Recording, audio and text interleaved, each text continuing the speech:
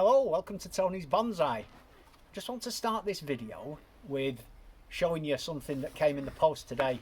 It's a lovely card off my biggest super fan, Adam. Cheers, mate. And the best thing about it is, he's an artist of some talent, I must say, because look at this that he sent me. He took a picture of the two of us. This was at a garden centre earlier this year. And I won't show you the picture, but I'll show you the artwork that Adam's created. Look at that.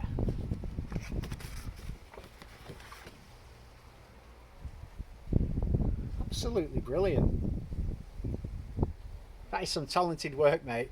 He knows that I like art. I've done a lot of painting, as I've shared in videos, but the kind of texture on that, he's used all the lovely markings. It's almost like one of those etchings that you get. And I think he's really captured me as well. He's captured the essence of the bonsai master. That's not easy to do. Anyway, enough about art. Let's get back to bonsai. And today's video is all about raft style compositions. So over the past, I don't know, year or two, I've put together a few different raft styles, and for anyone who doesn't know, that's basically a tree that's been leant over to mimic a tree that's blown in the wind or fallen for whatever reason, and has then started to grow in its new position. So the roots stay in contact with the soil, and the new branches that go into the ground, they root themselves, and the tree basically comes alive but in a completely different plane. I had a really good Nothophagus. I think Xavier took it, so you'll be able to get updates on that. And that's a cracking raft. I'm really glad Xavier's going to be looking after that. But someone commented on yesterday's video saying your raft-style hawthorn needs pruning, and he was dead right. I can't remember who it was. So today I thought I'd take a look at this. And it's a really interesting one. I spent a couple of years getting this movement into this tree with the aim specifically of planting it in some kind of pot to create this look where the side branches off the main trunk then become their own trunks. So potentially in the future this could be cut here and it could just be the bridge, and this is like a classic Japanese style of a bridge with lots of little trunks coming off it. But I like the idea that Ryan Neal talks about, a bonsai marae, which is where the root is actually visible. So you can see the root, so it looks like what it is. It looks like a tree that's fallen over. However, having put this together, I don't know when, 6 months ago, something like that, I've not done any work to it. And it's now time for me to start thinking, what do I want in terms of the heights of all these branches? Because ultimately it needs to be styled as a kind of almost a forest composition, really.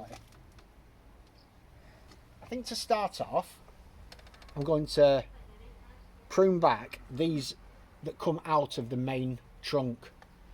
It's not really critical where I cut, it's more just what I think is going to look good, and thinking about it, because it doesn't really matter the height of this, I can cut these anywhere. I think I'm better starting down at this end. I've got a natural new leader to this main tree here. Might be hard to see there, but there's a natural leader comes off to the side, and so that seems just like a really great place to do a major chop. Take the top off, and then from there I'm going to do similar things and just decide what height I want all of these to be.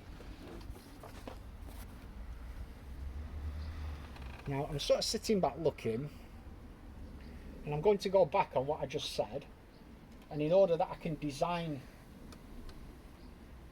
the composition I do need to take this major one out. Now my dad's just removed wire off these, so these were wired just to get that quite subtle movement lower down into these new trunks, and I'm really glad I did that, and it's worked really well. Instead of them just coming up dead straight, it just adds some interest, which I think is really nice. I've got a nice side branch there, so that's a good place to chop. That's fairly low, so I think I'll go a little higher there. So I'm now determining the height of this area here.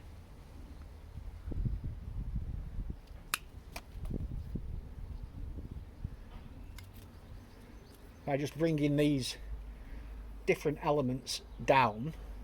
So we've got one, this here, it curves up nicely, round, and obviously I want a branch coming back this way. So that's a good spot there. So we've got a new leader there, right on the top of the tree, coming back against the curve, which is lovely. We've got some nice kind of side branches appearing. And the way I look at this is very much, if you just back up a bit, Dad, is when I'm looking at this now, I'm thinking a kind of almost triangle.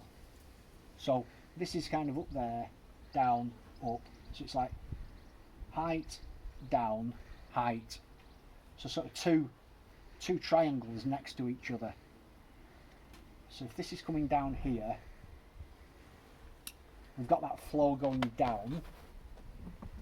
And to get this flow going down, this needs to be quite short. Like down there. So we've got that nice isosceles triangle coming there, and it can come up fairly steeply here. Steeply.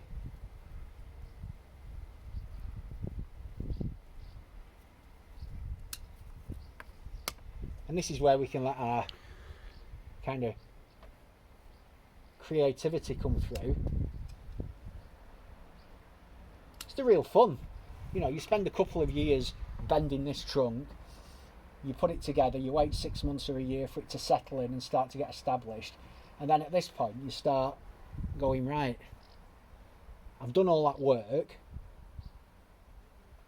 now I can get creative and decide what I want it to look like. So triangles coming down, back up,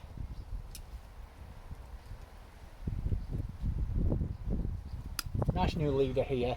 So I'm still using directional pruning where possible to nice branches. This branch goes away there, so that'll kind of fill this area, which is good.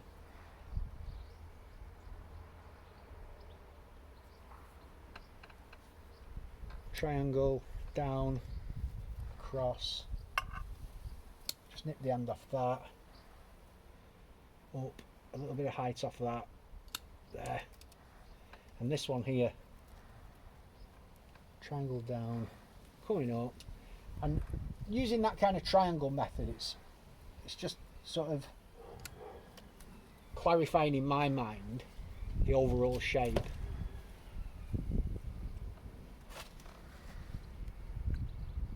And where to prune.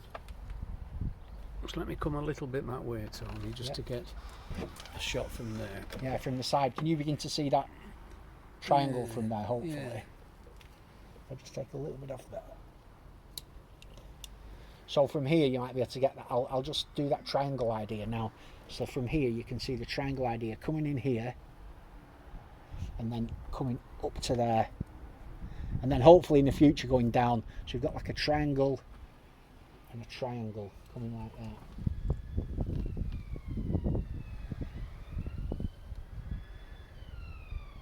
And then now there's only so much of this to be done at this stage, really. You know, it's not a huge pruning job. I'm just wondering if that one's a bit tall. What do you think, Dad? They both look a bit tall, those two. Do you think? I think so, yeah. Both of them? But if you cut them down a bit, at least then you're giving a chance for foliage to grow further down, and yeah, it'll all come there. It'll backbud, won't it, from there? Oh, it'll backbud like crazy, this. There'll be loads of backbudding going on. You know, hawthorn alike. Yeah, that's nice. Yeah, that's better. That's better, more compact, definitely more compact. So we've got that triangle going on, this going on here. How do you deal with the foliage going out the back of the trough and the ones coming forward towards you? Well, these little bits here that are just naturally sprouting up and coming through, they get left. I mean, look at these here. These little small bits that are just naturally coming up, they get left because that's very natural for that to happen. For little shoots to grow underneath the canopy. That could be a little seedling even that's grown up. Although this is a branch that's come from the tree, it's got the look of a kind of seedling that's working its way up. And we're trying to create something natural that mimics the look of a tree that's fallen over. Yeah, yeah. So there's got to be a certain random element Exactly. to the design. It's good that we've got the main trunk's fairly thick, and I love the shiny, almost bronze bark on that. It's gorgeous. But it's good that we've got a thicker tree like this further back, and then different thicknesses of tree. That's fairly thin, this. And these different thicknesses just give it a really honest feel of something that's nature's taking over and saying, well, this one's strong, this is growing really well, it's thickening up, and it's saying this one's maybe not doing quite so well, maybe these smaller ones will thicken up over time and take over, or whatever will happen, you know, it'll do its own thing. And that's kind of what we're trying to go with. Just the idea of the basic triangles was just to make something that is relatively sort of appealing, Aesthetically pleasing. exactly, yeah, aesthetically pleasing. And did you say something about the trough, where it was from, how old it is? Or... yeah, the trough was my brother-in-law's father's. It's over 100 years old. It's an antique pig trough. There was a massive response to it on the first video. People were loving it. It's got an amazing patina with the old paint and the old dirty cast iron. It's lovely. Not cheap either. I've looked on eBay and online for them. They're worth quite a lot of money. And this is going back to my brother-in-law. So my sister and my brother-in-law are taking this, and this is going in their garden. They've got some fancy new decking going down, and this is going to go on the edge of the decking as a just as a kind of sculptural piece, really, which is one of the reasons that I like the idea of the kind of triangles, is because that kind of graphic, dynamic shape I think will look really good on the edge of some modern decking in the garden. So I think that's good. Really happy with that work. Now I've got a second tree now that I'm going to prune. This is another of my brother's trees, and this is a bridge style hawthorn. So it's the same as this, except I cut the roots more off. Can you hold the phone and I mean the camera? Yeah. Well, I lift it up. Yeah. So this one we've got here. There we go. Okay. This is a hawthorn that I worked on a video. I can't even really recall when. You grab the edge of it.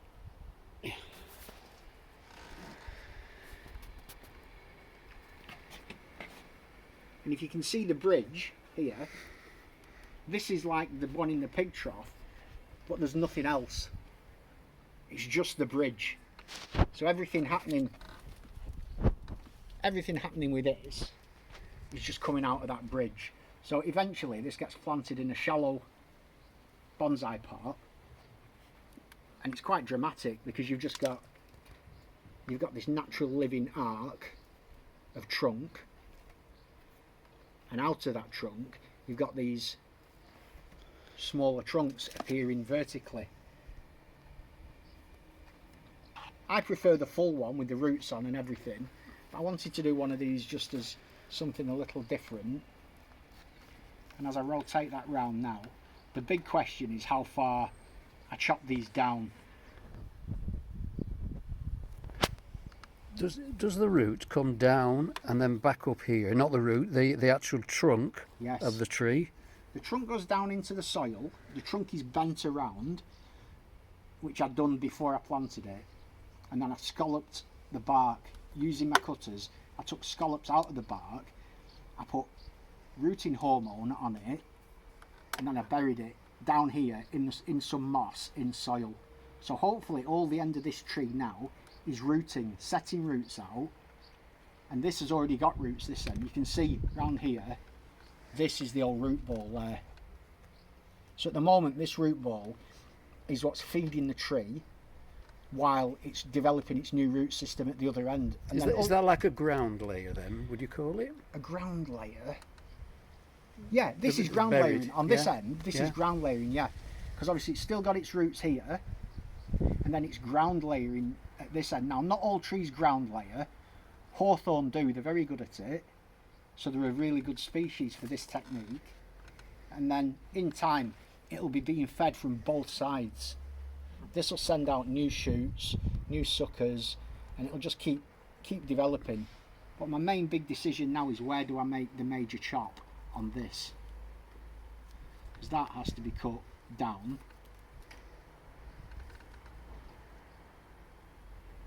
Obviously we've got all this growth higher up, so I just need to pick really a new leader, a new apex right at the top, I think. Let's take the main top off. There, that can go. This one naturally gives me good height, good taper, but there's no movement away from that the direction. You could easily make it, well no, this is nice. This is a separate trunk, you see, so that works well.